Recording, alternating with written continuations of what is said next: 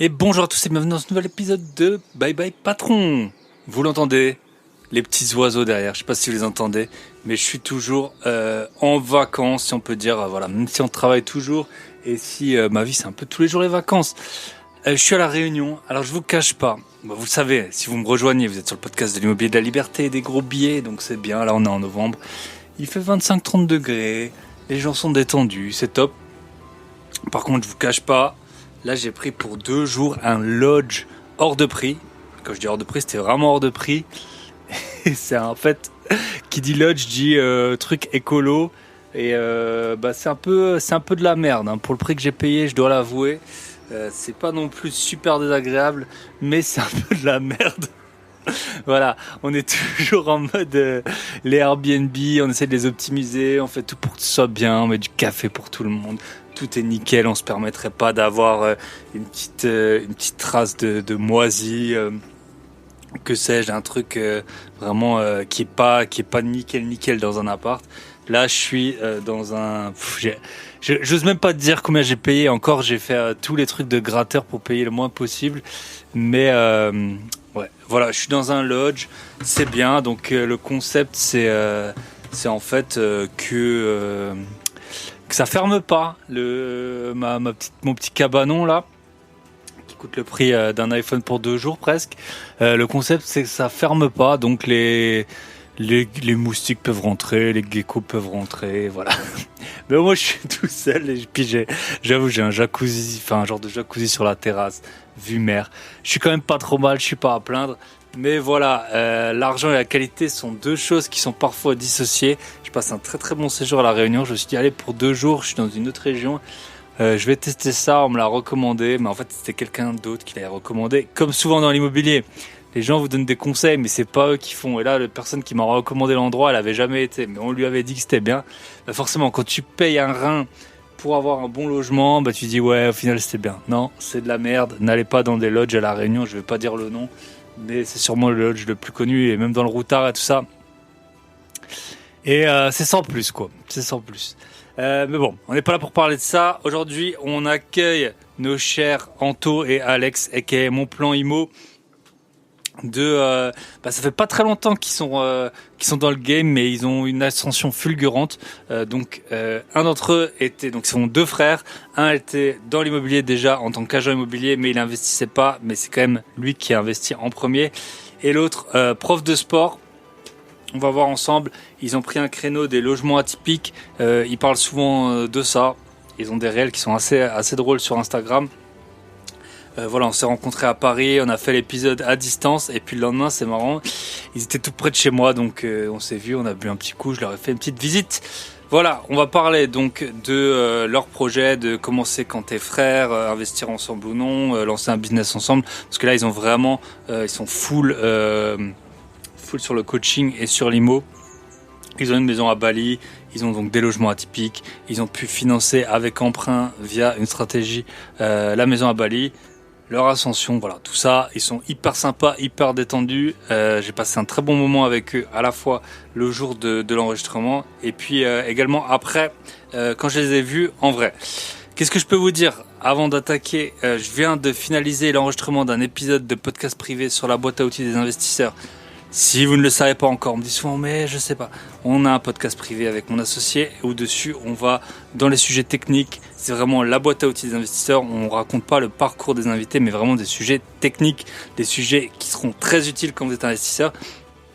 Et là, j'ai fait un peu la masterclass, l'épisode que tout le monde attendait. En plus, c'était quelqu'un qui m'avait sollicité pour faire un épisode là-dessus, qui s'appelle Gabriel Houter.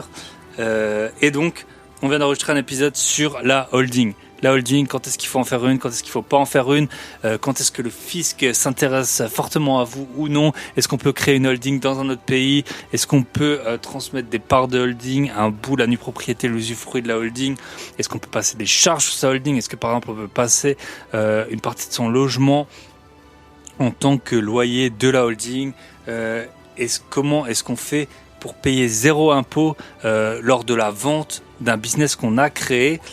Voilà, si vous avez créé un business que vous le vendez 1 million, comment faire pour ne pas payer d'impôt 0, voilà, diviser son imposition par 20, 30, tout ça grâce à la holding.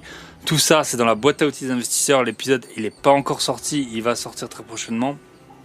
Mais vous le savez, je l'ai annoncé dès le début, l'idée c'est plus il y a d'épisodes, plus le prix monte. Forcément, si vous nous rejoignez maintenant, le prix sera fixe pour toujours. Mais on est comme Netflix, les prix ils montent, c'est le même prix que Netflix. Et le prix il monte, plus vous nous rejoignez tard, plus ce sera cher. Mais par contre là on n'est pas comme Netflix, si vous nous avez rejoint aujourd'hui à un prix X, votre prix sera toujours le même. Donc voilà, la semaine dernière, il y a eu l'épisode avec Romain Jury où il nous raconte, donc il est banquier et investisseur, il nous montre son propre dossier bancaire alors qu'il est banquier et investisseur avec ses vrais chiffres, ses investissements, combien il rapporte, combien il a mis, combien il est de côté, tout ça, incroyable, merci Romain. Donc ça c'est sur la boîte à outils des investisseurs, lien dans la description, sinon boîte à outils, sinon vous m'envoyez un message privé, un mail, info@bybypatron.net. Voilà. Mais là, en tout cas, épisode sur la holding, enregistré depuis la terrasse de mon lodge écolo. Ah, j'avoue, c'est quand même pas mal. C'est juste que c'est beaucoup trop cher pour ce que c'est. Et donc, du coup, en fait, ça vaut pas le prix. Mais bon, voilà. Quand on a de l'argent, et ça, c'est un bon truc que je vais un conseil voyage / dans la vie. Quand vous vendez un bien immobilier, d'un coup, vous avez beaucoup d'argent et vous commencez à faire n'importe quoi avec cet argent. Je suis parlé à plein d'investisseurs un peu chevronnés. Quand vous avez 100 000 euros qui tombent sur votre compte, 200 000, 300 000, d'un coup, tu commences à t'intéresser aux startups, tu commences à t'intéresser aux cryptos, tu commences à t'intéresser un peu à tout. Alors que toi, ta compétence, elle est par exemple dans l'immobilier ou dans un autre domaine. Mais en fait, tu perds de l'argent et ça m'est arrivé. Et c'est arrivé à presque beaucoup de podcasteurs investisseurs à qui j'ai parlé. Et là, c'est pareil, en fait.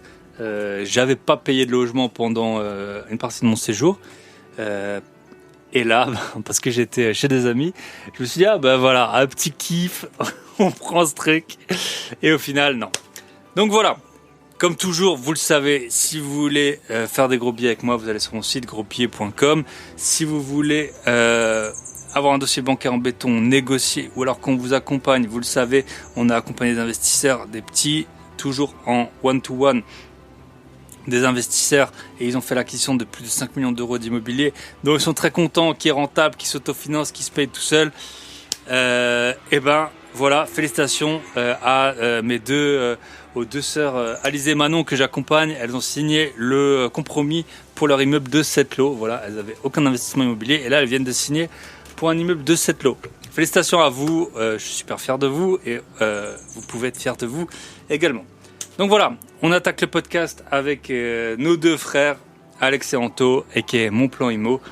Épisode, vous allez voir, ils sont super sympas, j'ai trop kiffé le faire. Et dernier message, on a une chaîne YouTube du Club Invest. Donc Club Invest, c'est là avec qui on accompagne des investisseurs débutants. On en gère 5 chacun, maximum mon associé et moi.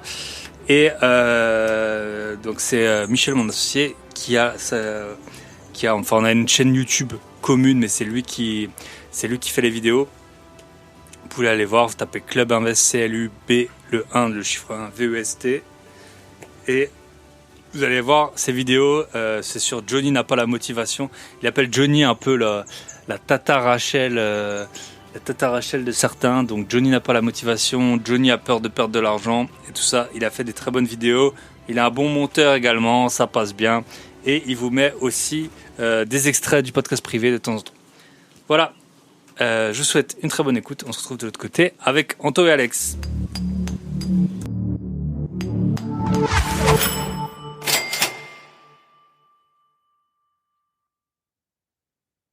Et bonjour, bonsoir. Une fois n'est pas coutume, on enregistre en soirée. Par contre, c'est la première fois que j'enregistre avec deux frères. Salut à vous, Anthony et Alex, c'est qui est mon plan IMO. Yes, Comment ça salut va? Thibaut.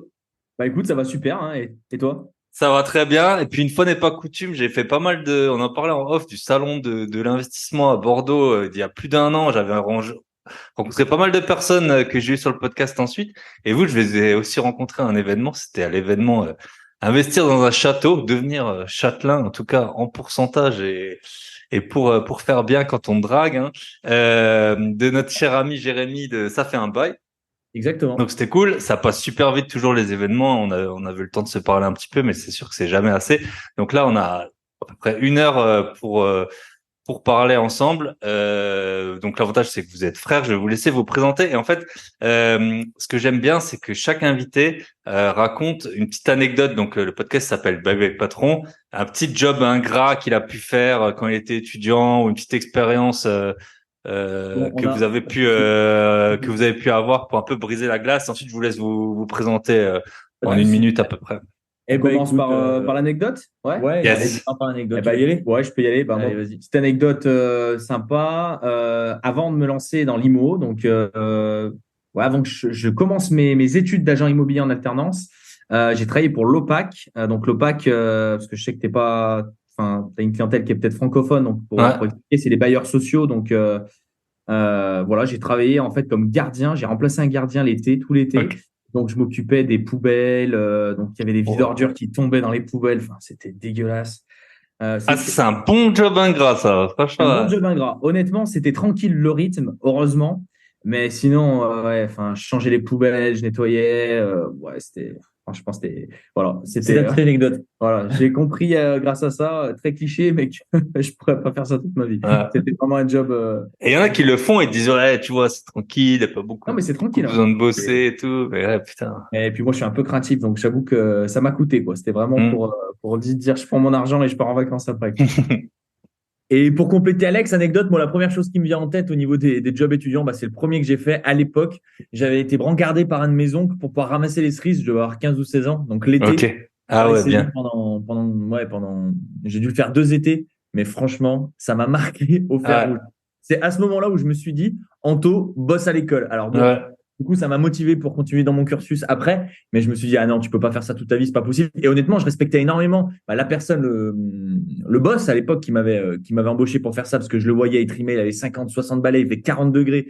Tu ramasses tes cerises, t'es obligé de te dépêcher, machin et tout. En vrai, je dis toujours, je priais pour qu'il pleuve priais pour qu'il pleuve le lendemain. Tellement j'avais pas envie d'y aller. Donc voilà, petite anecdote, c'était. Mais bon, ça forge aussi un peu les choses, ça te montre ce que tu veux, ce que tu veux pas. Ouais, bien sûr. Moi, j'avais fait les vendanges là en Alsace, pas très longtemps, mais horrible, les doigts qui collent toute la journée, tu coupes, t'es baissé, les trucs c'est lourd, tu glisses et tout. Non, ils ont du mérite les gens. Et puis maintenant, c'est un peu la mode du bio et tout ça, donc il y a encore moins de machines, les gens ils font plus ça à la main. Mais ouais, voilà, ça m'a bien marqué. Et ben voilà, ça c'est si vous avez des enfants, faites-les trimer quand ils sont jeunes, ils vous embêteront moins quand ils seront plus vieux. On les fera galérer un peu là. Ce qui est dur, c'est que tu rentres le soir. Tu rentres le soir, tu te couches pas à minuit en tout cas. Ça, sûr. Ouais, c'est sûr, hein, franchement. Pas besoin de médicaments. Même moi j'étais vendeur chez Decathlon un été, mais t'étais debout, je faisais 13h, 20h30 je crois, mais j'étais éclaté en fait. T'es tout le temps debout et toi quand t'es à l'école, t'es pas du tout habitué. Ouais, c'est vrai. Donc, et ça, c'est des métiers, mine de rien, tu vois, quand on parle un peu de side business, vous deux, vous avez changé de vie professionnelle, c'est hyper dur. Tu dis, t'as 24 heures dans la journée, mais en fait, tu rentres, t'arrives à plus rien faire, quoi. Donc, il y a pas mal de personnes qui ont changé de boulot quand ils sont devenus un investisseur IMO. Soit c'était trop prenant intellectuellement, soit trop prenant physiquement pour se dégager du temps, quoi. Ah ouais, bien sûr. Ça m'étonne pas. Ça m'étonne pas. Après, Et peut-être pour nous présenter rapidement, Yes. Tu l'as dit, tu l'as introduit, deux frères, donc Alexandre et Anthony. Donc moi, je suis le cadet, je suis le plus jeune. Pour me présenter un petit peu plus particulièrement, moi, profil pas scolaire, très mauvais à l'école, pas manuel non plus. Donc comme j'aime bien le dire, quand t'es jeune, que t'es pas bon à l'école et que t'es pas manuel, tout te laisse penser que tu vas pas faire grand-chose de ta vie. Mais pour autant, j'avais de grandes ambitions. Je voulais gagner de l'argent. Voilà, j'ai toujours été attiré par la liberté, les belles choses, etc. Et donc j'essayais toujours de trouver des solutions jeunes. J'achetais des casquettes, je les revendais. Après, ça a été les vélos. Après, ça a été les voitures. Et après, ça a été les appartements, parce que j'ai eu un cursus où j'ai fait un bac que j'ai eu ras les pâquerettes. J'ai quand même réussi à avoir le bac, mais c'était un bac STMG pour ceux qui sont en France. Donc, c'est pas le meilleur bac le plus. C'était STT, j'étais plus vieux, ça voulait dire sans trop travailler. Les gens, ils disaient à l'époque. Et pour ceux qui ont connu l'époque, moi, j'ai passé le bac à l'époque où STMG, il y avait c'était sur Facebook, il y avait eu plein de trucs. Des trucs qui avaient fuité, quoi. Ouais, le truc, le bac pourri, c'était vraiment les SECPA, comme on peut dire à l'époque. Oui, T'avais le truc pack débutant, là, tu sais, Ouais, genre, voilà, tu vois, truc les en trucs, lettres, le Sarwell, les chaussures crades, ouais, c'est on ça. s'en Et moi, en rappelle. plus, j'étais le dernier de ma classe, donc je me disais vraiment, je suis un vrai sec-pas, quoi. Et mais bon, j'ai quand même réussi à m'accrocher et de l'avoir à 10 et quelques. Après ça, donc j'ai fait un BTS profession immobilière, donc en alternance. Donc premier pas dans l'immobilier. Donc je l'ai loupé, ce BTS profession immobilière. C'était trop dur, j'y arrivais pas à l'école. Enfin, mon cursus scolaire m'a rattrapé. Et puis, j'étais pas trop motivé parce que j'avais un patron qui me donnait pas trop confiance. En alternance, souvent, on te fait faire un peu des choses ingrates. C'était pas hyper valorisant. Donc, un peu démotivé. Mais en parallèle de ça, j'ai acheté mon premier appartement, donc du coup, à 19 ans, avec un prêt étudiant. Et là, je dirais que j'ai eu mon premier déclic de ma vie, et je dirais même de l'immobilier, où là, je me suis dit, OK, j'ai acheté un appartement, c'était à Saint-Étienne, à 27 mètres carrés, 32 000 euros, que j'ai rénové, il m'est revenu à 37 000 euros. Donc, j'ai Ça, c'était mis en 2010, non? À peu c'était en près. 2017. Ouais, 2017, ah oui, 2017, ouais, on n'a pas le même 2017. âge, hein. On n'a pas le même âge, ouais, c'est Ouais, bah ça. moi, c'est le premier investissement qu'on va dire qu'on a fait. Hum, 2017, j'avais 19 ans. Aujourd'hui, j'en ai 26. Euh, et du coup, par rapport à cet appartement, le prêt étudiant, tu peux le différer pendant plusieurs hum, années. Et ce prêt étudiant, là, j'avais pu le différer pendant 5 ans. Et donc, en ok. fait, je me suis dit, OK, là, j'ai un locataire qui me paye. Alors, en plus, j'ai trouvé un locataire direct, donc c'était génial. Il est resté pendant 4 ans. J'ai un locataire qui me paye mon appart, j'ai des revenus qui tombent et je suis à l'école, je suis avec mes potes en train de bringuer. Et je me Hum. suis dit, non, mais c'est génial. En fait, il faut dupliquer. Et c'est vraiment là, je pense que j'ai eu un déclic. Et après, le frangin m'a rejoint dans ce monde de l'immobilier. Non, et ouais, rapidement, autant on est frères, on dit souvent qu'on se ressemble beaucoup, mais on a aussi plein de points de différence. Et Alex, autant il avait un parcours plus autodidacte, on va dire, et moi j'ai eu un parcours beaucoup plus conventionnel, assez bon à l'école, ça se passait plutôt bien. Donc j'ai eu un bac économique et social, mention bien. Moi je suis passionné de sport et de voyage, donc je suis parti en STAPS, donc fac de sport. J'ai été prof de PS pendant 4 ans. Et en fait, après, ce qui a créé le déclic, il y en a eu deux. C'est-à-dire à la fois Alex, qui a 19 ans, passe à l'action. Donc le petit frère, tu te dis, OK, Hum. il le fait, pourquoi Ouais, pas ouais, t'as moi? les nerfs, hein. T'as les nerfs, hein. Tu te Un dis, peu les ouais. nerfs, et puis C'était voilà. Lego, il marche beaucoup à Lego. Ouais, C'est un surtout si peu, t'es sportif et tout, ouais, un peu l'esprit compétition, tu vois. Donc voilà. Et puis aussi, clairement, ma situation de l'époque, en étant prof, je me suis confronté à la réalité des choses et je me suis rendu compte que, OK, j'étais très épanoui dans ce métier. Franchement, c'est ce que je dis. J'ai pas arrêté parce que j'aimais pas ça. Honnêtement, moi, j'adorais être avec les gosses, avec les gamins, faire du sport. Enfin, mais c'est juste que financièrement, j'ai eu l'envie à un moment donné d'avoir plus. Et le problème, c'est que quand on est prof, ben, si tu veux plus, t'as pas 1500 solutions, quoi. Hum, Donc, au début, je me suis lancé dans l'investissement immobilier pour avoir un complément de revenu. Puis après, quand j'ai vu que ça marchait, d'un complément de revenu, on est venu à une passion qui a permis d'enchaîner, d'en hum, vivre et ensuite de créer aujourd'hui mon plan IMO avec Alex, quoi. hum. Donc, Yes, voilà. top.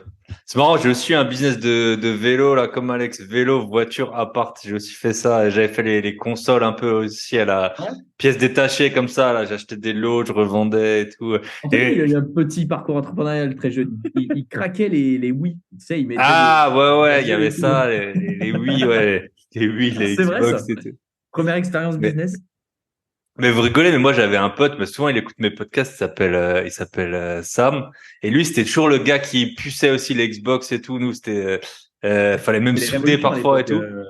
La Et révolution c'est, quand tu avais des et, consoles craquées et ouais, tout. C'était. ouais. Et du coup lui, il était toujours un peu, bah, je pense qu'il le dit, un geek quoi. Et il a investi dans le Bitcoin, mais hyper tôt. Hein. Je crois que c'était en 2014 ou un truc comme ça. Hein. Franchement, et il connaît des mecs ils faisaient bah, je sais pas si vous êtes dans la crypto, mais ils minaient genre 10 ou 20 ou 30 Ethers qui valent maintenant, je sais pas, 1000 $ peut-être par jour, avec un ordi à 10 000 balles, quoi. Ils ont fait des millions comme ça. Vraiment les gars que tu vois jamais. Donc, en Ah fait, ouais, les ouais, bah, consoles, les mecs de enfin, l'ombre. Les mecs de les l'ombre. Ouais. petits bises mènent à tout. Bon, lui, il lui Ouais. est arrivé d'autres aventures, Ah, mais mais c'est c'est cool. vrai que, voilà, avoir ça des jeunes, en fait, tu t'en parles à pas mal de gens, tout le monde. Il y a beaucoup qui ont eu des petits bises comme ça. Carrément. Ah ouais, ouais, ça, il y en a Carrément, plein. Hein. carrément, Donc, carrément. Et je pense, vous, c'est pareil. Moi, quand je parle à des gens, ils me disent, ouais, mais toi, t'es toujours dans les bons coups. Parce qu'en fait, je suis toujours en train de chercher un peu les Alex, c'est comme pareil. ça. Ouais, Alex, voilà, c'est ça. Alex, roi du bon plan. Ouais. non, pas du bon plan, mais en fait, je suis très curieux de nature. C'est ça. Mhm. Et donc, je te dis une connerie, il y a AliExpress qui est sorti quand j'étais gamin, bah, ça m'a intrigué. J'ai dit, c'est quoi ce machin? T'as des trucs à Mhm. 1 centime, t'as des trucs à 1 euro. Après, bah ouais, le Bitcoin, c'est sorti. Bon, j'ai pas investi dedans enfin, très tard. En tout cas, Mhm. j'ai pas eu l'air, j'ai pas vécu l'air incroyable. Voilà, bah, l'immobilier, c'est un peu pareil. Hein. On y allait par Mhm. curiosité. On s'est dit, Ouais, écoute, bien sûr. moi, je suis parti d'un constat, c'est que les gens les plus riches du monde, ils ont de l'immobilier. Mhm. je me suis dit, bah, c'est positif. Je veux dire, les gens n'ont pas de l'immobilier. Et donc, je pense que c'est vraiment de la curiosité qui nous a Mais toi, mené tu es très curieux. Non, mais c'est vrai. C'est vrai, c'est vrai. Tu es curieux de tout et surtout de tout ce monde un peu du business, de l'argent, etc. Donc, forcément, ça t'a amené aussi rapidement sur Ouais, cette et voie-là. c'est pour ça que des fois, on parle de la mentalité française et moi, ça m'énerve les gens qui sont aigris, qui sont les haters, tout ça, parce que je me dis, mais oh, moi, dès que je vois quelqu'un qui a bien réussi, etc., je m'inspire, je suis hyper curieux et j'ai envie de savoir, j'ai envie de parler avec lui même. Tu vois, de dire, bah, ok, comment t'as fait, c'est génial, etc. Donc bon, des fois, t'as des têtes de cons, des fois, t'as des gens cool, Ah, etc. bien sûr. Ça dépend des profils, quoi. Bah, je pense que vraiment les cons, c'est assez bien réparti entre tous les pays, toutes les origines, tous les âges, tout Ouais. l'argent. Mais par contre, les cons qui ont de l'argent, ils peuvent faire beaucoup plus de dégâts que Bah, les cons c'est qui en ont c'est ce que pas. j'aime bien C'est dire, ça. moi. C'est ce que j'aime bien dire. Si t'es con, si t'as de l'argent, tu seras encore plus con. Ouais. Et par contre, si t'es cool, bah, si t'as beaucoup d'argent, tu seras encore plus cool, quoi. Donc, faut pas mettre les gens dans des catégories, Yes. souvent, c'est ce qui est un peu dommage, quoi. Yes. Et du coup, bah, on va dérouler rapidement votre parcours. Et puis maintenant, vous êtes connu aussi pour les logements atypiques. Vous avez aussi une maison à Bali, si je dis pas de bêtises. Ouais. Euh, donc peut-être les premiers invests. Donc vous étiez dans une ville. Tous les deux, vous avez acheté à Saint-Étienne au départ. Ouais, c'est ça. Bah, pour t'expliquer rapidement, donc bah, on vient de Saint-Étienne, donc c'est vrai qu'on n'a pas précisé par rapport à ça. Plus belle ville de France, hein, pour ceux qui connaissent. C'est ironique, bien sûr.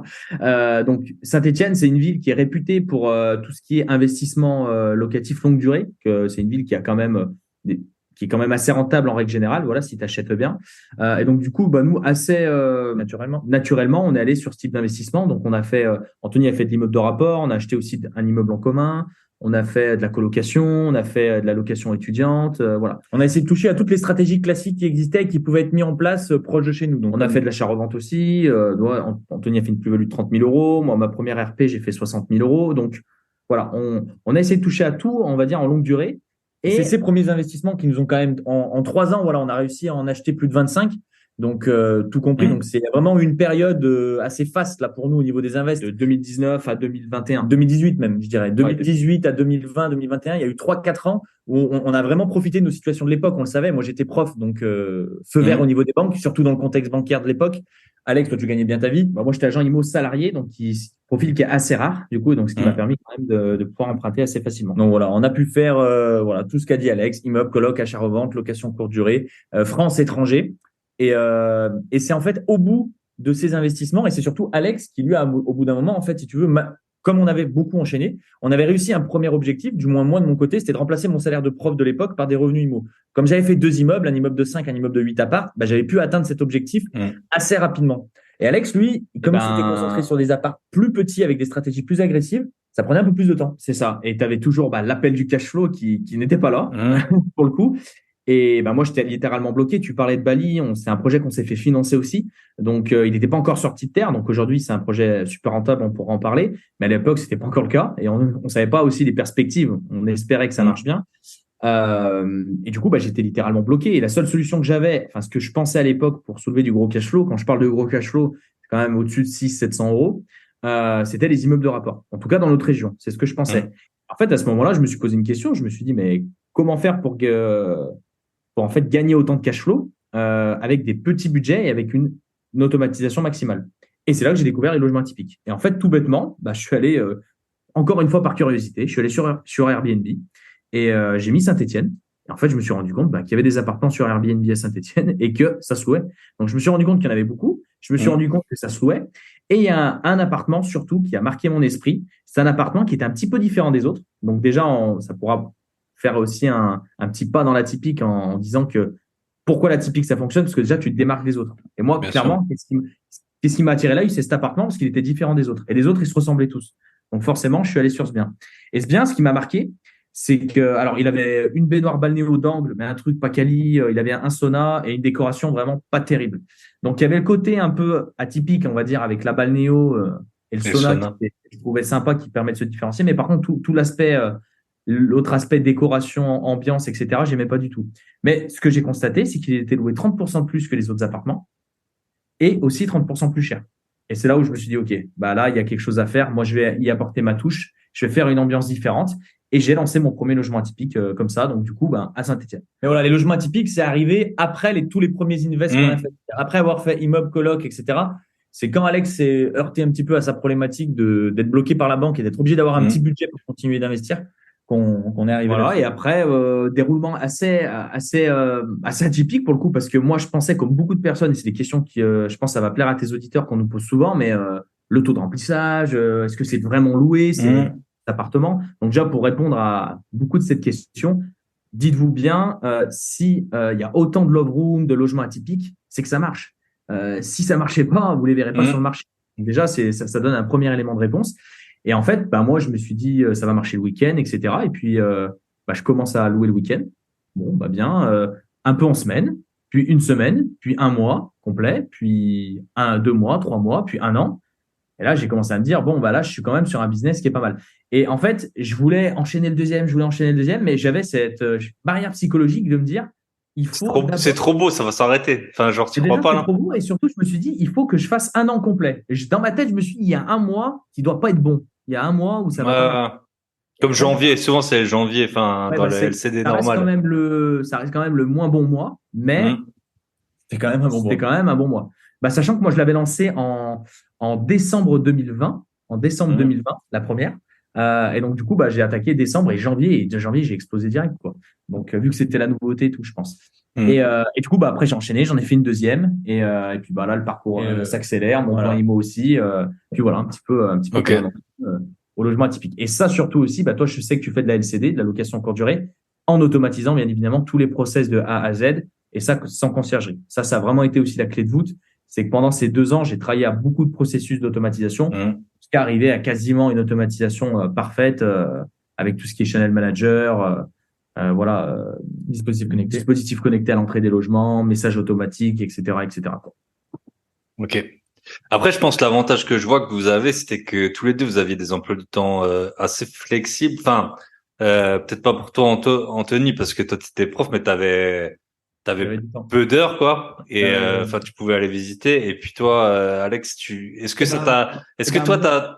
ton métier t'a permis de voir des biens ou au moins connaître des secteurs, des quartiers ou... C'est une très bonne question parce que souvent on te dit ouais, t'es agent IMO, t'as tous les bons plans, etc. Alors moi, faut savoir que j'avais plutôt une clientèle patrimoniale et j'avais plutôt des biens pour de la résidence principale, donc pas forcément de biens ultra rentables. J'ai fait une bonne opération grâce à mon métier, voilà, ma colocation que j'ai très bien achetée.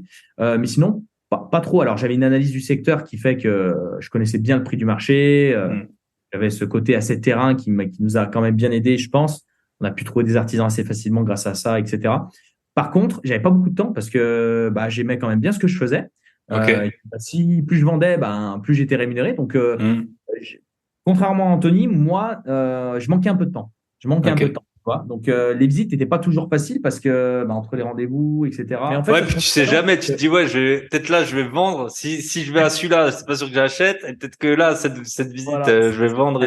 Tout compris. Mais ça s'équilibre parce que Alex avait moins de temps, mais peut-être plus de réseau et plus aussi quand même malgré tout de ficelle par rapport à son métier d'agent. Alors que moi, pour le coup, je n'y connaissais absolument rien et je connaissais personne. Et surtout, je me suis pas du tout appuyé. Et je pense que c'est à la fois un peu de l'ego aussi, de pas vouloir se reposer sur Alex pour faire les invests, ni de son contact d'agent immobilier, etc. C'est-à-dire que j'ai tout trouvé tout seul. Honnêtement, les appartements dans la recherche, j'ai été autonome à 100% et je me suis pris à ma façon, à la honto, comme j'aime bien le dire.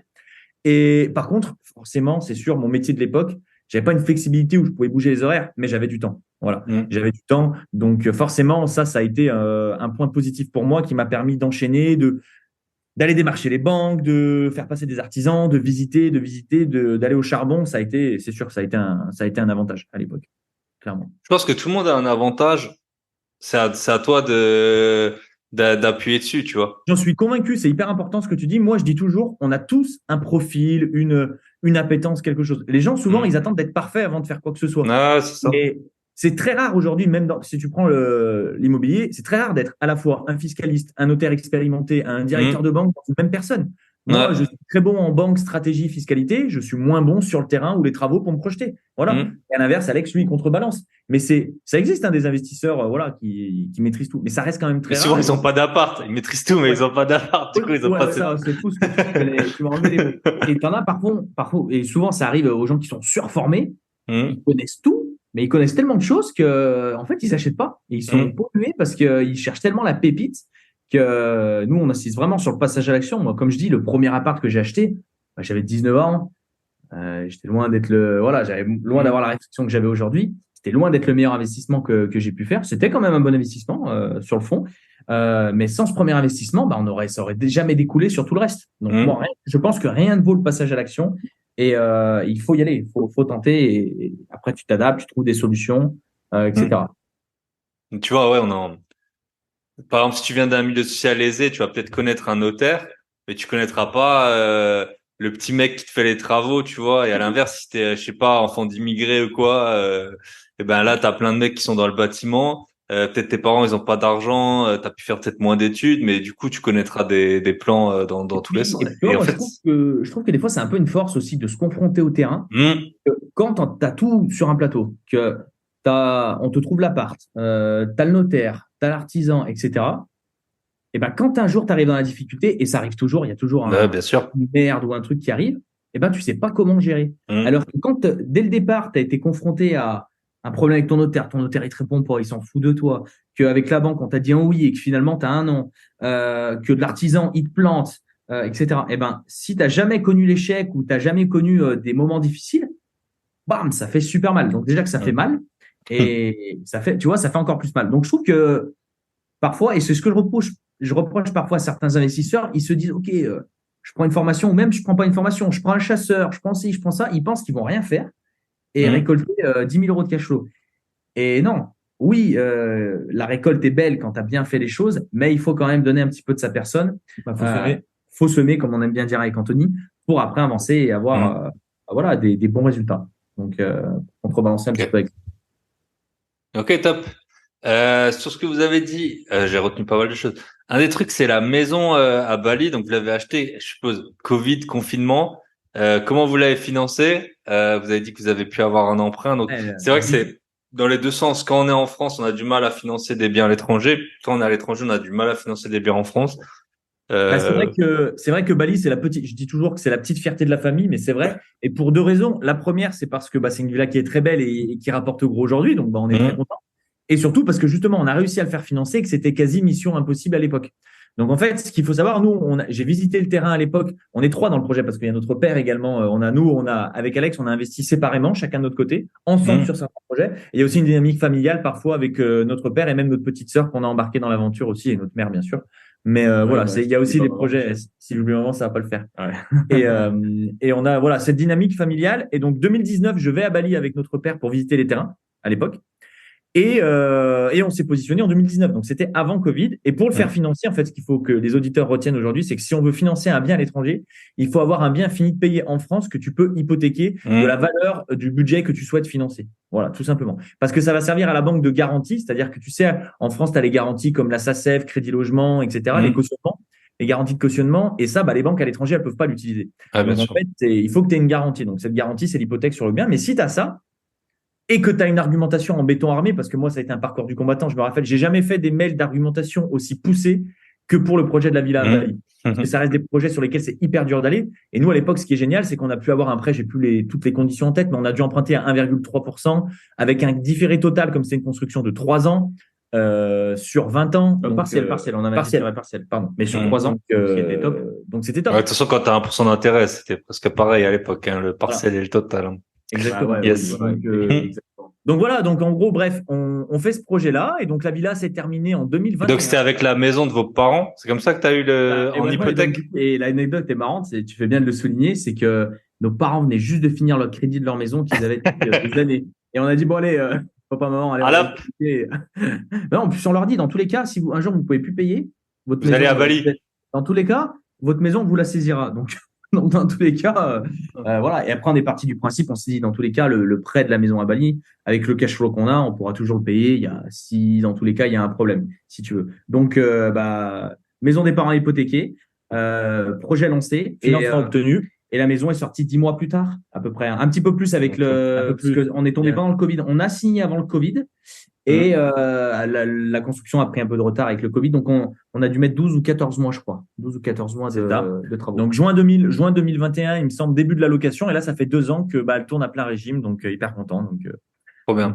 Et les chiffres, c'était quoi? 230 000, j'ai vu? C'est ça? Ouais, 230 000 euros de budget global. Voilà. Et aujourd'hui, tu vois, c'est une villa qui on a fait, c'est marrant, on avait la société de gestion ce matin on a réussi à faire 12 000 euros de revenus bruts sur juillet et sur août. Enfin, pas 12 000 euros à peu près en juillet et 10 ou 12 000 euros en août aussi. Et donc, ça fait un cash flow de 10% de renta en 2 mois, quoi. Ouais, c'est ça. Non, mais c'est hyper rentable. Hein. Et en cash flow, on est à. Ça dépend les mois. En moyenne, nous, on tablait sur 3 4 000. C'est ce qu'on fait de manière générale. Mais là, sur juillet et août, on a tout explosé et on est plus à 6 7 000 euros de cash flow, quoi. Donc, parce que vous avez 1 000 euros de remboursement, en gros. On a 1 000 euros de crédit. 1 000 euros de crédit. Ouais, 1 000 euros de crédit. Donc, c'est top. Et les gens, ils disent, c'est vrai, et moi, j'avais pas fait le rapprochement, mais j'écoute pas mal de podcasts. Il y a beaucoup de gens qui ont dit que les prix à Bali, pas de l'immobilier, mais en général, avaient énormément augmenté. Et du coup, je pense que forcément, je sais pas si vous le voyez sur les loyers que vous touchez par rapport à 2 ans, mais. Nous, il y a eu un an pendant lequel la villa, elle a trouvé son rythme de croisière. On louait souvent, mais c'était à des prix raisonnables. Et là, ça fait un an après, une fois que l'après-Covid est vraiment terminé, que le tourisme a repris son droit. Que là, ça marche. C'est vrai que Bali, on sent vraiment que les prix ont flambé. Un peu comme de partout, mais c'est vrai que Bali, moi, je connais beaucoup de personnes là qui étaient cet été, qui y étaient allées il y a 10 ans, il y a 5-6 ans, qui m'ont dit waouh, mais c'est plus Bali, quoi, ça n'a rien à voir. Ouais. Donc ouais, je pense que ça devient un petit peu plus. T'as les digital nomades du monde entier qui sont allés là-bas, quoi, en fait. C'est ça. Donc forcément, des gens qui ont de l'argent, donc dès qu'il y a un petit peu d'argent qui arrive, voilà, hein, ça augmente le pouvoir d'achat, donc les gens ont plus d'argent, etc. quoi. Mais ouais, il y a une bonne tendance haussière, et donc du coup, ça se répercute sur la villa, parce que si aujourd'hui on devrait revendre la villa, on fait une belle plus-value. Bien sûr. Surtout si t'as les chiffres en plus, quoi. Tu dis aux gens, vas-y, je te vends une maison à 15% de renta, je pense qu'ils achètent. En gros, c'est le double de. Et puis, elle est super bien référencée aujourd'hui. On a, je crois, 120 avis sur Airbnb. Ouais. Donc c'est top. Donc, ça te permet aujourd'hui de faire entre 100 et 150 000 euros de plus-value assez facilement, quoi. Quand ça crache 10 000 euros par mois. Ouais. Tu la gardes pour l'instant, je pense. Hein. Pour l'instant, pour l'instant, on la garde. Et puis ça, je sais pas, bizarrement, c'est une plus grosse fierté quand t'as ça que quand t'as un studio à Saint-Étienne, hein, même si on critique pas. C'est surtout plus gris. C'est ce qu'on dit. Et c'est la même chose avec les logements atypiques. Et moi, c'est ce que j'aime avec les projets qu'on développe aujourd'hui. C'est que c'est hyper grisant. C'est hyper grisant et tu as une notion de plaisir qui est au max. Tu vois, tu kiffes, en fait, tout simplement. Et comme tu dis, acheter un studio, un T1 à Saint-Étienne, tu le fais pour l'avenir, tu le fais pour le futur, pour avoir un peu de cash flow, etc. Mais est-ce que ça te fait rêver ou est-ce qu'au quotidien, ça te stimule? Pas énormément. Tu fais comme tout le monde, tu fais un mur bleu, tu fais un mur vert, tu fais un mur rose, tu mets un tapis de couleur, tu mets un petit tapis scandinave, tu mets une chaise, voilà, que tout le monde a acheté sur Mano, etc. Le canapé Ikea. Et c'est vrai que ça marche, hein, c'est ce que cherche la cible en règle générale. Hein. Et c'est vrai que c'est ce qui est grisant avec les logements atypiques ou quand tu fais ce type de projet, c'est que tu vas aller sur des choses un petit peu différentes, peut-être un petit peu plus luxueuses aussi. Et donc du coup, tu peux un petit peu plus t'amuser, outre le côté très rentable. Tu as le côté un petit peu ludique où tu vas pouvoir, notamment moi quand j'ai fait mes premiers logements atypiques, voilà, tu mets une balnéothérapie, tu vois comment ça marche, le système. Enfin moi je suis très terrain, j'aime bien voir comment ça marche, les trucs. Un truc con, quand on est allé à Bali, la première chose que j'ai regardé, c'est je suis allé voir le compteur électrique, comment c'était fait, tu vois.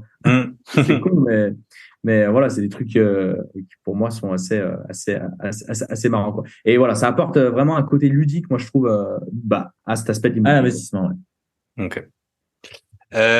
Question de souvenir, on en avait parlé, mais c'était tard dans la soirée, donc je suis plus sûr. Vous avez tous vos logements qui sont dans la région, en France, dans cette région.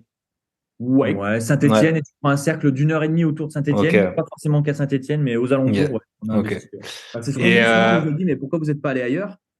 Parce que tu connais, c'est rentable, c'est pas loin. Donc il y a un moment. Voilà, c'est pas loin, c'est rentable. Bon, on aurait eu une autre problématique. On aurait été dans une grande ville et il aurait fallu aller plus loin. On aurait fait notre prix d'achat-revente, on aurait changé de stratégie aussi. Enfin voilà, on s'est adapté. Ouais, c'est ça, il faut s'adapter. C'est vrai que vous suivez aussi et nous des gens partout en France, selon les régions, tu peux pas utiliser les mêmes stratégies.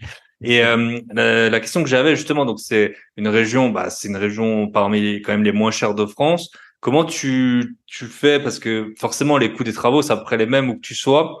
Comment vous faites un peu la balance enfin, je pense que le logement atypique au jour zéro, quand vous avez fini les travaux, si vous arrivez à un problème, si vous le revendez, vous perdez de l'argent. Enfin, l'argent il vient de l'exploitation et pas forcément de la revente pour ce genre de logement. Je sais pas. Comment vous regardez un peu Ce risque, en gros, vas-y, je vais ça surpayer peut-être 1000, je sais pas, 1000 euros le mètre carré. Bon, dans Ouais, 2 c'est une ans, on bonne sera question. rentabilisé. Après, ça va sortir.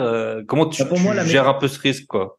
première réponse, il y a plusieurs axes de réponse. Première Hmm. réponse, c'est qu'il y a atypique et atypique. Tu vois, par exemple, les gens peuvent aller voir la suite Amantis qu'Alex a réalisé et qui est présent sur nos réseaux sociaux. C'est un logement sur la thématique Grèce avec une balnéothérapie qui est ronde.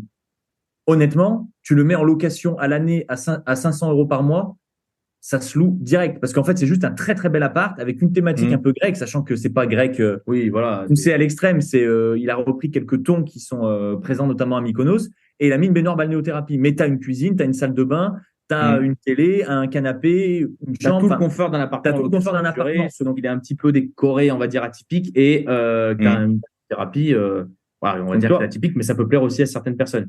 Et c'est le type de bien qui va se louer, voilà, comme disait Anthony, 500 euros la nuit, et ça me ferait une renta là-dessus 500 euros à l'année, le mois, pardon. Le Voilà, je l'ai pas. mois.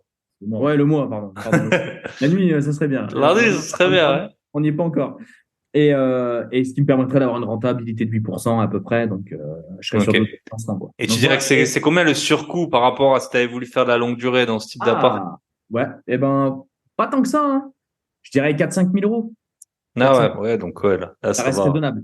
Et c'est là où Anthony, je pense, voulait y venir, c'est que tu as Et deux types d'atypiques. donc, tu as deux types d'atypiques. Voilà, tu as les atypiques, on va dire, c'est paradoxal, mais les atypiques plus classiques, on va dire, Mhm. voilà, qui vont t'emmener sur quelque chose de moins risqué et tu pourras totalement le revendre dès le lendemain. Et ensuite, deuxième option, tu pars sur une thématique hyper pointue, hyper poussée.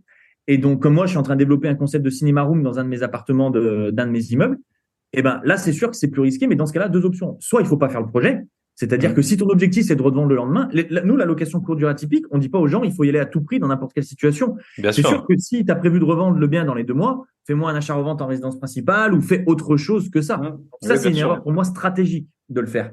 Et ensuite, sinon, c'est de se dire quand même que tu pourras certainement trouver aussi argumenter et trouver quelqu'un qui croira en ton projet. Et même si tu n'as pas 2 ans de revenus locatifs derrière, tu tomberas certainement sur quelqu'un peut-être de formé qui croit en ton projet et qui sera capable de te le reprendre peut-être plus rapidement que prévu. Mais voilà. Mais Yes. je pense aussi pour rajouter par rapport à cet axe-là, ce qu'il faut prévoir aussi dans ces logements atypiques, c'est que, comment dire, un peu comme un décor, pouvoir aussi enlever assez facilement. Tu vois, Anthony, il a fait une cinéma room, mais demain, c'est des murs que tu peux repeindre. Bon, il a une moquette au sol. La moquette, tu l'enlèves, tu fais peut-être un parquet flottant. Il y a quand même une cuisine, il y a quand même une salle de bain. Ça se retransforme assez facilement Aussi. comme un Le appartement. coût de sortie, il est pas très élevé, quoi. C'est Il ça n'est pas trop élevé. Ce qui coûte très cher dans une cinéma room, c'est tout le matériel hi-fi, sono, etc. C'est des choses qui se revendent aussi, tu vois. Donc, je pense qu'il faut être aussi assez malin c'est vrai. dans tout ça, dans la Ouais, un peu revente. en mode lean startup, comme on dit souvent. Enfin, en gros, Un peu parce que, comme on dit, quand tu fais de la LCD à ce niveau-là, tu vas frôler du business quand même. Et aussi, ce qu'il faut penser, c'est que ces thématiques assez poussées, en général, tu vas les faire quand tu commences à être un petit peu plus expérimenté aussi. Exactement. Donc, tu as les reins plus solides. Donc, tu as les reins plus solides, tu Bien as sûr. plus de connaissances. Et je vais pas te dire que tu te loupes jamais, mais aujourd'hui, nous, quand on va aller se nicher, moi, par exemple, là, je vais faire un appartement, ça va être une grotte. Donc, le but, c'est de reproduire une grotte à l'intérieur d'un local Ok, commercial. Tu vois, trop donc bien. vraiment, là, pour le coup, je pourrais pas le mettre en location longue durée, tu vois. Parce que là, c'est un local, il n'y a pas de fenêtre derrière, je pense. Enfin, souvent, c'est Voilà, comme si c'est en long, quoi. Ouais. j'ai une vitrine, j'ai pas de fenêtre derrière. Hum. Donc, déjà, pourquoi je le fais? Parce que j'achète très peu cher. J'achète le local, j'achète 2 locaux commerciaux pour 12 000 euros. Donc, tu vois, c'est minime.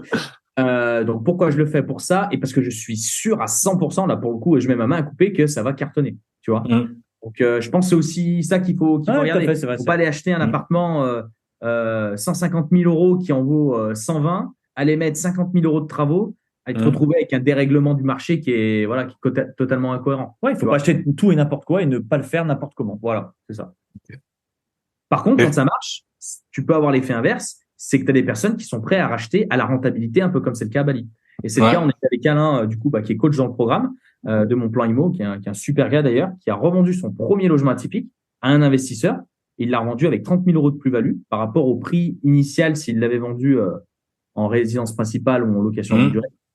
Et clairement, le gars lui a dit, écoute, là, tu m'offres un projet à 15-20% de rentabilité. Bah, moi, j'ai rien à faire. Il y a tous tes process en place. Je sais, tu vois.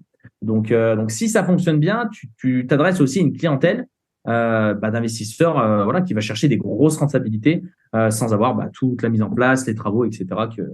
qui sont assez cool. Ouais, puis le marché, moi, il est testé et prouvé. C'est ça aussi.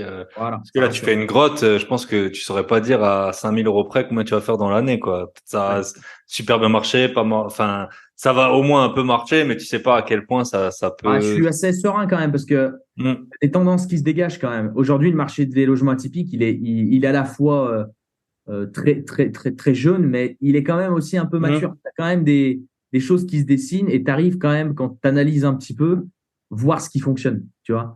Tout ce qui est insolite, notamment, on aime bien appeler ça insolite, tout ce qui va être des bulles dans la nature, des cabanes dans les arbres, des tipis, etc.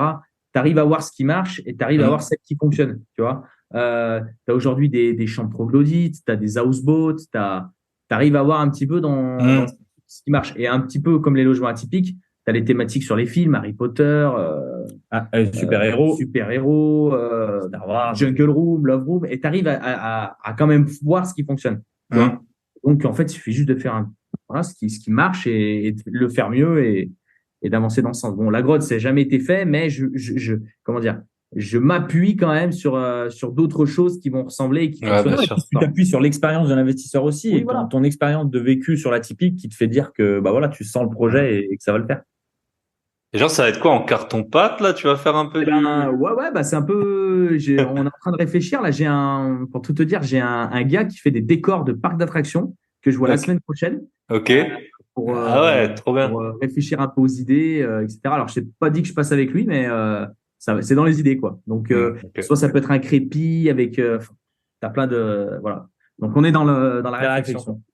Trop bien. Si vous voulez, on va enchaîner sur. Donc vous accompagnez pas mal de gens maintenant. Votre business, il a bien explosé. Peut-être comment vous avez quitté. Et puis après, comment vous organisez. Peut-être que c'est intéressant vu que vous êtes à Ouais, deux. on va parler un petit peu plus de mon plan IMO. C'est vrai qu'on a beaucoup parlé de nous. Bah, en fait, faut rembobiner un petit peu, du coup, là, le curseur au niveau des années. Donc, nous, je te disais au début du podcast qu'on a une période où on a beaucoup enchaîné et qu'on avait réussi à obtenir tout simplement de jolis revenus en parallèle de nos activités. Et donc, en fait, au moment où moi, j'ai remplacé mon salaire de prof par l'immobilier et Alex en était pas très loin et lançait son premier logement atypique, on était premièrement tombé dans la marmite de l'immobilier et ensuite on est tombé dans la marmite de l'entrepreneuriat. Parce que quand on a réussi à dégager tout ça, on s'est dit, OK, est-ce que ce serait pas le moment de s'affranchir, moi de l'éducation nationale et Alex, lui, de son ancien patron, pour se lancer à deux? On avait la même dynamique, on savait pas quoi faire. On s'est dit d'abord, juste, on quitte notre job et réfléchissons à un truc sympa qu'on peut faire à deux en famille et pour aider les gens. On est jeunes, on n'a pas de responsabilité. Moi, j'avais ma RP, mais voilà, j'étais en différé. Enfin, voilà, on n'avait pas trop de contraintes, on avait notre cash flow. On se dit, c'est le moment. Et je dirais, les prémices de mon plan IMO, ça a commencé pendant le Covid. Où en fait, on avait déjà des amis, des connaissances qui nous demandaient des conseils parce qu'ils voyaient un petit peu ce qu'on avait fait. Et là, dans le Covid, on se dit, écoute, pourquoi on n'optimiserait pas le temps et on proposerait pas des coachings en visio, comme c'est ce qu'on est en train de faire là sur le podcast. Du coup, Anthony prépare un petit PowerPoint, un truc un peu sympa. On dit coaching, 2 heures, on va voir recherche, fiscalité, banque, travaux, etc. Et puis, écoute, ça a plutôt bien pris. On a fait, une douzaine de personnes, je crois. Un peu plus, une quinzaine presque. Une quinzaine de personnes. Donc, on se dit, bon, écoute, cool, il y a de la demande. Après le Covid, du coup, on se décide, on quitte nos jobs. Donc, moi, je donne ma démission à mon patron. On part en super terme. Anthony quitte l'éducation nationale et on lance mon plan IMO en 2020. Yes, novembre 2020. Quand j'ai lancé mon premier logement atypique, novembre 2020. Et donc, en fait, là, à partir de ce moment-là, donc c'est le point de départ de mon plan IMO, il y a eu 2 ans où on a, réfléchi à trouver la meilleure formule pour pouvoir aider les gens. On a, pendant 2 ans, accompagné les gens sur le terrain proche de chez nous à Saint-Étienne. Voilà, donc c'est la formule qu'on avait décidé d'adopter. Mais c'était devenu très chronophage, c'était difficile de grandir. On a fait face à plein de contraintes pendant ces 2 premières années. Ouais, ça a été pas évident. Ça n'a pas été évident. Période de remise en question, de l'immobilier, on a fait beaucoup d'erreurs, on a fait des échecs, on a perdu de l'argent, mais il y avait quand même une phase ascendante. On voyait quand même qu'on s'élevait, on voyait qu'il y avait des projets qui fonctionnaient. Et on va dire nos 2 premières années d'entrepreneuriat, c'était chaud. Et puis on démarrait de zéro, de -10 en fait. Donc dans ce milieu du business et de l'entrepreneuriat, comme je dis, il faut s'imaginer entre prof et investisseur IMO, déjà il y a un monde. Et entre prof et entrepreneur, il y a 3 mondes d'écart. Ouais. Tu n'as aucun code en fait. Tu n'as aucun code sur comment t'y prendre, comment faire, etc. Donc pendant 2 ans, tu tâtonnes, Et tu fais comme tout le monde, tu fais des erreurs. Et ensuite, au bout de 2 ans, on a commencé à trouver, entre guillemets, la bonne formule. Et surtout, on a décidé de bien s'entourer, d'investir notre énergie au bon endroit. On sait forcément aussi, et les gens l'ont compris, de plus en plus resserrer sur les logements atypiques, parce qu'on a compris qu'il y avait une vraie opportunité de marché qui était en train de se créer à ce niveau. En même temps que ce renouveau et cette volonté de se digitaliser, parce que c'est ça aussi qui a joué, c'est-à-dire qu'on a décidé de digitaliser l'ensemble de nos programmes et de nos prestations. Ça fait tout juste un an. Tout juste un an, tout juste un an. Tout pile. Et donc, digitalisation du programme, les logements atypiques, et j'ai zappé, je voulais dire autre chose. Tout ça pour Vous dire. avez parce que là, il y a pas mal de pubs. On voit souvent dans les pubs. Ouais. Du coup, je pense que vous avez des prestataires pour ça. Ouais, c'est ça. On a toute une équipe. On est quasiment presque une quinzaine. Peut-être pas une quinzaine, mais une bonne dizaine de collaborateurs. Donc, ouais, ça commence à faire du monde. Et tu vois, là, pour parler un peu chiffres, parce que je pense que c'est ce qui va intéresser tes auditeurs, là, ça va faire un an qu'on a lancé tout ce programme en digital et on a accompagné et suivi quasiment 400 personnes. Et pour parler juste du programme, pour pas perdre les gens, en fait, ce qu'on a, c'est un programme c'est un mastermind, un programme d'accompagnement, tout simplement, à l'intérieur duquel tu as une plateforme de formation pour avoir du contenu, notamment sur les logements atypiques, parce que c'est très novateur et aujourd'hui, il faut vraiment éduquer le marché là-dessus, parce que les gens se posent plein de questions. Comment je fais une analyse de marché pour un atypique? Comment je peux savoir si une droite, ça va fonctionner, tu vois, par exemple? Surtout pas analyser comme si c'était de la longue durée. Voilà. Bien sûr. T'as des problématiques qui sont vraiment différentes, automatisation, etc. Et ensuite, par contre, là, nous, où on met un mot d'ordre et un point d'honneur, c'est vraiment l'accompagnement et suivi des personnes qui nous font confiance. Donc, le but, c'est d'être présent le maximum au quotidien avec eux. D'ailleurs, on fait un apéro avec eux juste après le podcast avec nos participants. Et le but, c'est de pouvoir les suivre quotidiennement au travers de coaching, au travers de live, au travers des suivis hebdomadaires. Voilà, il y a plein de choses qui sont mises en place dans le programme pour essayer de faire en sorte, en tout cas, qu'ils réussissent. Et nous, on mouille la chemise. En tout cas, avec il n'y a pas le choix. Parce que maintenant, le temps des formateurs qui envoient juste des vidéos, il est révolu, hein, comme dans pas mal de. Il y a le côté éthique aussi, tu vois, pas pour faire le Bien sûr. Voilà, dire que. Mais c'est vrai que je trouve que, voilà, aujourd'hui, on a la possibilité de faire quelque chose qui nous plaît, quelque chose qui nous anime, quelque chose qui peut être bien fait, autant faire bien les choses. Bien sûr. Ah oui. Pour moi, pourquoi, j'ai jamais compris, moi, les gens, et en fait, tous les gens, que ce soit même dans l'IMO, dans tout, qui font des trucs juste pour prendre ce qu'il y a à prendre, etc. Mais ça dure pas. On l'a bien vu avec les influenceurs, là. Voilà, les gars, ils ont voulu prendre. Malheureusement, au bout d'un moment, tu as le revers de médaille. Et je pense que tu as quand même assez de possibilités pour gagner de l'argent tout en étant aligné avec tes valeurs et voilà, et savoir te regarder dans un miroir. Bien sûr. Que d'aller essayer de prendre ci, ça, de prendre les gens pour les cons. Voilà. Et je me rappelle ce que je voulais dire, et ça m'est revenu après, c'est qu'il y a eu plein de bonnes décisions stratégiques qu'on a prises avec Alex, qui ont permis de faire développer mon plan IMO avec une grande vitesse, mais surtout aussi un énorme engouement sur les réseaux sociaux. C'est-à-dire que c'est justement, tu parlais des vidéos, etc. Donc on s'est mis à vraiment à développer du gros contenu de manière régulière notamment sur Instagram. Et donc là, on est passé en très très peu de temps de pas grand-chose à plusieurs dizaines de milliers de personnes qui nous suivent sur les réseaux. Et donc, forcément, ça a contribué fortement au fait que, on puisse rencontrer des gens comme Jérémy, des gens comme toi, attirer la curiosité de pas mal de personnes. Et puis voilà, on est arrivé là où on en est aujourd'hui. On s'est rendu compte qu'il y a beaucoup de personnes qui aimaient les logements atypiques, que ce soit en tant que consommateurs, parce qu'il y en avait qui étaient consommateurs, et aussi des personnes qui soit investissaient, mais qui se gardaient un petit peu le truc dans la poche pour pas en parler parce que c'était très rentable, soit des personnes qui voulaient comprendre un peu, ça faisait un petit moment que ça leur trottait à l'esprit, et je pense que c'est tout cet engouement qui a fait que mon plan IMO, on est là aujourd'hui, et voilà, c'est aussi grâce à nous, mais c'est aussi grâce à c'est quand même tout le monde, quoi. C'est quand même une des seules solutions aujourd'hui pour les gens de continuer à investir. Le contexte, il est tellement compliqué, avec les taux notamment, qu'aujourd'hui, si tu fais pas de l'atypique, si tu veux chercher de la rentabilité, honnêtement, c'est compliqué. Sur le locatif, tu peux toujours faire de l'achat-revente, c'est un autre pilier, mais sur l'investissement locatif en France, c'est compliqué. Ou alors, il faut soulever 700 000, 800 000 euros, 600 000 euros, mais est-ce que c'est à la portée de tout le monde aujourd'hui? Il faut avoir 15% de renta. Voilà. C'est compliqué. C'est ça un peu le problème que beaucoup de gens font. Si tu fais pas de la courte durée en ce moment, c'est que les prix, même si, on voit, ils baissent. En tout cas, ce que tu payes vraiment, ça baisse. Ça, tu le vois sur beaucoup de marchés. Mais ça baisse pas assez par rapport à la perte de pouvoir d'achat. Les gens ont perdu 30% de pouvoir d'achat et tu as peut-être 5% de. C'est ça. Et puis regarde sur, on va dire, d'un taux à 1% et d'un taux à 5%, on va dire sur, 150 000 euros empruntés, tu as peut-être 200 euros de différence. Mais c'est même énorme. J'allais prendre un cas concret, tu vois. Nous, on avait acheté un lot de 4 appartements avec Alex. un lot de 4 appartements en 2019. On a 500 € de cash flow aujourd'hui dessus. J'ai fait le calcul pour m'amuser dans une vidéo, je sais plus si c'est sur Instagram, les participants ou autre. On l'aurait emprunté, on aurait fait le même projet aujourd'hui. C'est une rentabilité à 10% sur 4 appartements. Donc, un truc correct, tu vois, patrimonial, qui s'autofinance largement avec 500 € de cash flow. On aurait 0 de cash flow. Les 500 € de cash flow, ils partiraient, on serait à l'autofinancement, voire en effort d'épargne. Et sur un projet à 10% de rentabilité. C'est ça, si tu rembourses sur 20 ans, ça fait grosso modo 5% par an, plus 5% d'intérêt, tes 10%, ils sont là, quoi. Voilà. Plus la taxe foncière, qu'on est ravi de payer bientôt, là, hein. Enfin... Et qui a bien augmenté, si tu as regardé très bien, c'est... Voilà. Hop là. Il y a pas 36 000 solutions aujourd'hui, quoi. Yes. Non, top. Ok, comment vous répartissez un peu maintenant les investissements que vous avez?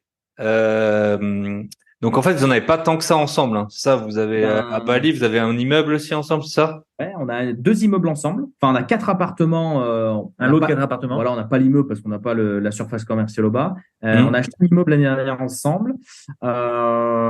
Bali ensemble. Et sinon, c'est vrai qu'on a plutôt des invests et là, chacun de notre côté. Et justement, avec la structuration de mon plan IMO, tout ce qui est en train de grossir et les projets qui arrivent et les nouveaux projets assez atypiques qui arrivent, on a décidé justement de se restructurer et de vraiment avoir une vision un petit peu ensemble. Comme on nous dit, les 2 frères, voilà, de vraiment faire un truc un peu entre 2 frères et de reprendre des projets et notamment vraiment l'atypique, de tout mettre vraiment dans la même structure. Notre volonté numéro 1, c'est vraiment de développer l'atypique parce que c'est un truc qu'on kiffe, c'est un truc qu'on aime et c'est un truc auquel on croit fortement aujourd'hui et dans les années à venir. Qui est super rentable, donc on va pas se cacher. Voilà, nous, l'idée, c'est d'aller quoi. Là, c'est pour ça que je vais sur le cinéma. Moi, aujourd'hui, c'est parce que tous les gens parlaient de la Love Room de partout, mais il y a plein de thématiques aujourd'hui à explorer dans l'atypique. C'est ce que les participants font, c'est ce que moi j'ai envie de faire, c'est ce qu'on a envie de faire avec Alex. Donc voilà, c'est de pousser ça au maximum. Voilà, tu vois, Anthony, moi, mon premier logement atypique, je suis associé avec quelqu'un. Donc, Anthony est en train de racheter des parts. Donc, voilà, dans cette structure, on est en train de racheter un autre logement atypique. On a un projet insolite, on peut pas trop en parler parce que c'est en cours, c'est assez confidentiel, mais qui arrive aussi. La cinéma room d'Anthony, ma grotte qui arrive. Ça devrait faire facilement là avant la fin de l'année entre 6 et 7 logements atypiques insolites, quoi. Ok, top. Plutôt cool. Voilà, Love Room, Cinéma Room. Et c'est quand même passé plus de nuits avec votre femme qu'à aller au cinéma, hein. D'amour, bien sûr, hein. Ça, c'est qu'on travaille trop, hein. L'un n'empêche pas l'autre. On peut aller avec notre chérie dans la Cinéma Room. Mais bien sûr. Ok, top. Je pense qu'on a fait un bon petit tour. Peut-être vous avez, on va juste revenir sur un moment, tu as parlé, Anthony, des erreurs que vous avez pu faire. Peut-être pour en éviter à certains, qu'est-ce que vous diriez que vous avez fait? Est-ce que par exemple il y a eu des erreurs d'un point de vue copro? Enfin moi je sais pas, logement atypique, LCD, copro. Souvent ça passe, mais c'est une crainte que beaucoup de gens ont. Des voisins. Des erreurs, il y en a eu plein, ça c'est sûr. Je réfléchis à une erreur qui peut venir en tête. Erreur pour LCD, non, parce que on est quand même arrivé sur un parcours à un moment où on commençait à avoir un gros bagage et on savait ce qui pouvait déranger dans les copros. Donc non, on est vraiment allé dans des copros où on savait que ça allait pas déranger et bon, touche du bois, mais ça nous dérange pas. Par contre, ouais, on a pu faire des erreurs, hein. Anthony, si on a acheté à l'étranger, on a acheté une maison aux États-Unis. Il y a à peu près en même temps que Bali, à Cleveland. À Cleveland, on est passé. Ouais, c'était la mode il y a 3-4 ans, là. Voilà, puis il n'y a jamais eu de maison. Alors non, nous, c'est différent. On s'est cru encore meilleur que les gens. Tu vois, à l'époque, il y avait des sociétés françaises qui proposaient ça, mais ils proposaient ça, en fait, nous, on s'était rendu compte. On croyait avoir un petit hack. On s'est dit, on s'est rendu compte que, en fait, ces sociétés françaises proposaient les mêmes maisons que des brokers américains, mais à 30 000 € de plus. Et on s'est dit, mais en fait, tous ceux qui sont en train d'acheter avec les brokers français, ils se font tous couiller. Et tu veux, ils appâtaient tellement avec des grosses rentabilités que les gens y allaient quand même, tu vois. Et donc, nous, on est passé directement par un broker américain. Donc, du coup, avec 30 000 € de moins, parce que notre même maison était en vente chez un broker français avec 30 000 € de plus. Enfin, c'était fou. Donc, du coup, l'achat s'est bien passé. C'est très rapide aux États-Unis, 1 mois, etc.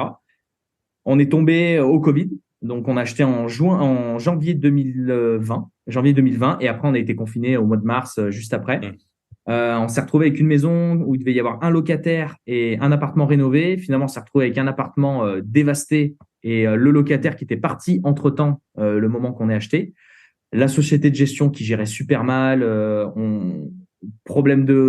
Anthony et moi, on parle pas très bien anglais, donc problème de langage, on n'arrivait pas à se faire comprendre. Franchement, je pense que c'est une grosse frayeur qu'on a eue pendant, tout ça pour dire que pendant 1 an, on a perdu de l'argent, on a envoyé des fonds pour la gestion, c'était pas agréable, pour rénover la maison, etc.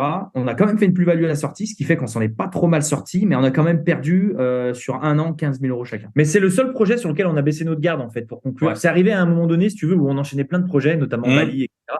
Et ce que je dis, les frères du Creux, à un moment donné, ils ont un petit peu, peut-être, sans parler de prendre la grosse tête, mais on s'est peut-être vu plus beau que ce qu'on était à l'époque et on a été moins vigilant sur ce projet que sur les autres, en fait, que sur les premiers. Donc, du coup, c'est là que tu te prends une petite tarte dans la tête. Ouais, c'est ça. Et quand t'es à deux, je pense aussi, moi, j'ai un associé et on a déjà frôlé la correctionnelle en mode, tu crois que l'autre, il le fait. Et en fait, personne ne le fait. Les vérifications, les trucs comme ça. On a fait les mêmes erreurs tous les deux, quoi. Donc, ça c'est ça. accentué dans le truc. Ouais, exactement. Donc, voilà. Après, des erreurs, il y en a eu plein. Moi, des problèmes avec les artisans, perdu beaucoup d'argent dessus. Enfin, voilà, il y a eu plein de. Moi, j'avais une terrasse tropézienne, mon voisin du dessous qui avait tout fait avec ses mains, qui était un ami en plus. Premier jour où il habite dans son appartement, ma terrasse qui fuit, ça lui fait tomber son plafond. Enfin, voilà, tu vois. Il y en a eu aussi. Oui, c'est ça. Sinon, les gens qui n'ont pas eu de problème, c'est qu'ils n'ont pas investi. Hein. Ouais, exactement. Okay. Et je voulais juste faire un petit point sur lequel je voulais revenir. C'était tous les deux, vous avez acheté et revendu vos RP, si je dis pas de bêtises. Qu'est-ce qui a fait? C'était un point de vue financier, c'était un point de vue de la vie, changement de compagne, d'endroit, moi, tu vois, de mon côté, j'ai eu 2 RP. Une première que j'ai revendue avec 30 000 euros de plus-value, c'était la vie, honnêtement. Voilà. Et la deuxième, là, dans laquelle je suis et que je revendrai prochainement, là, je l'ai pensé vraiment comme un vrai achat-revente. Et donc, le but, là, c'est de dégager entre 70 et 80 000 euros dessus. Donc, voilà, il y a eu les deux. Et moi, à chaque fois que j'achète, j'essaie toujours à penser au côté derrière, business, revente, etc. Donc, il y avait un projet de revente. Je savais pas quand j'allais revendre. J'y suis resté 1 an et demi. 1 an et demi. Et en fait, j'ai une maison sur laquelle, un hangar, un ancien hangar que j'ai retapé, sur lequel j'étais dessus depuis des années. Et puis, il est sorti à ce moment-là. Et du coup, j'ai dit, allez, j'ai revendu l'appartement. Après, je suis allé vivre chez ma compagne à Lyon. Après, j'ai vécu dans ma colocation. Enfin, voilà, j'ai fait un schmilblick pendant un petit moment. Voilà. Donc, et toi, première résidence principale, belle plus-value quand même. Ouais, j'ai fait 60 000 euros de plus-value.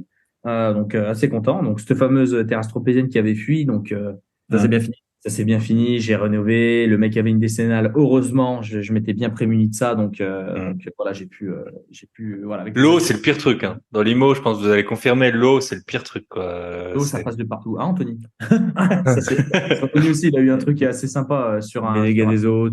Ça, c'est sûr que l'eau, c'est. C'est la misère. Ça passe de. Nous, il y a des experts sur ma terrasse. Ils sont venus, mais je sais pas, peut-être 5-6 fois. Ils n'arrivaient pas à savoir d'où venait la fuite. Et en plus de ça, moi, j'avais un chapiste qui était venu, j'avais un étancheur, j'avais un menuisier. Tout le monde se renvoyait un peu la balle, quoi. Tout le monde se renvoyait la balle. C'était la faute de personne, si tu veux. Donc, j'ai dit, mais on va jamais y arriver, quoi. Donc, ouais, on a connu tout ça. Yes. Écoutez, ça m'a fait très plaisir de vous voir, toujours la bonne énergie et tout. Yes. Voilà. Si on veut vous contacter, donc mon plan IMO sur Insta. Yes, c'est le plus simple. Et voilà. Et vous avez moins 60% sur la maison à Bali grâce à l'écoute de cet épisode. Avec le code promo Thibaut, bye bye patron. Voilà. Ça roule. Et bonne soirée, bon apéro avec vos coachés et puis à très bientôt. Merci Thibaut, à bientôt. Merci Thibaut. Et voilà, on arrive au terme de cet épisode. Si vous étiez en vacances, que vous n'avez pas écouté le podcast parce que vous avez fait une petite pause dans votre entraînement de musculation, dans vos ménages de LCD, je peux que vous recommander d'écouter l'épisode de la semaine dernière, S'endetter sur 23 ans avec un titre de séjour d'1 an avec Bérénice, la détermination incarnée. Voilà, elle est en CDD, elle avait un titre de séjour de seulement 1 an, elle a pu acheter 3 biens dans la région la plus chère de France, ou une des régions les plus chères de France, à savoir l'Île-de-France. Sinon, l'épisode du 1er novembre, c'était avec Badis Boni. Ça a été un épisode, il a été un peu moins écouté. Peut-être que le titre, je me suis raté, j'aurais pu faire mieux. Mais bon, il y a eu quand même des écoutes conséquences, un tout petit peu moins, forcément en fonction des sujets. Mais par contre, avec Badis, j'ai eu beaucoup plus de retours que d'habitude sur les épisodes. Vraiment, les gens ont apprécié grandement le personnage. C'est vrai qu'il est entier. Il a fait des trucs de malade. Donc ça, c'était l'épisode du 1er novembre de Rider BMX Pro à investisseur immobilier aguerri en 3 ans chrono. J'aurais peut-être dû mettre un titre qui parlait du viager qu'il a eu, qui finalement n'était pas un viager, ou de l'appartement qu'il devait, et de la maison qu'il devait acheter libre, qu'il n'était pas, ou de comment il s'est fait virer de la poste en Suisse. Et comme toujours, si vous voulez en savoir plus sur moi, je peux que vous recommander l'épisode de la fin d'année 2022, 1 million, comment j'en suis arrivé à acheter 1 million d'euros d'immobilier en 2022. 2023, on était là pour dépenser les gros billets. Non, on est allé sur 2 stratégies. Mais voilà, je vous souhaite une très bonne semaine à tous. Prenez soin de vous, prenez soin de vos proches, prenez soin de vos gros billets. Pour ça, rendez-vous sur la boîte à billets, lien dans la description. Vous saurez tout pour le prix d'un petit abonnement Netflix. Voilà. Très bonne semaine à tous et à très bientôt. Bye bye.